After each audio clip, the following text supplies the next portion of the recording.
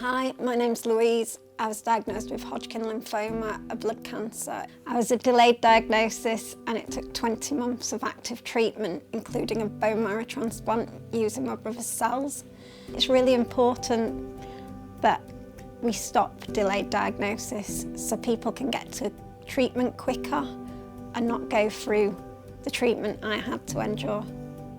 I had a delayed diagnosis by 11 months due to my GPs putting down my symptoms to the fact that I'd had a baby and I was still postpartum, and so they wouldn't take my symptoms seriously. Because I was diagnosed late, the first line of treatment failed. So in the end, what was meant to be 6 months of chemo became 19 months of chemo.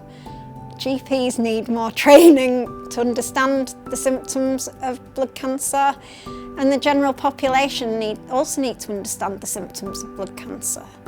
If there'd have been more awareness when I was ill, I'd have known myself to push for a referral or a test because I'd have known that it was a possibility. Once you reach the NHS and you get into a mainstream hospital, the service is amazing.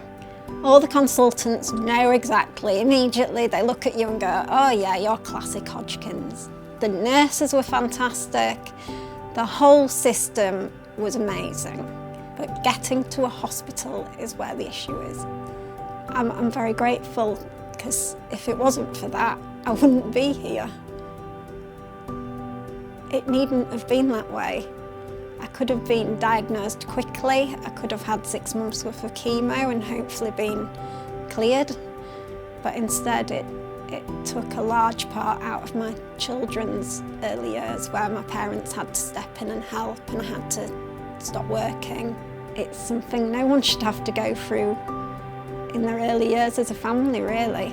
I've worked with Blood Cancer UK on a lot of different projects, and we're still really trying to get blood cancer on the agenda and to get it recognised with the top 5 cancers, because there's lots of stories like mine.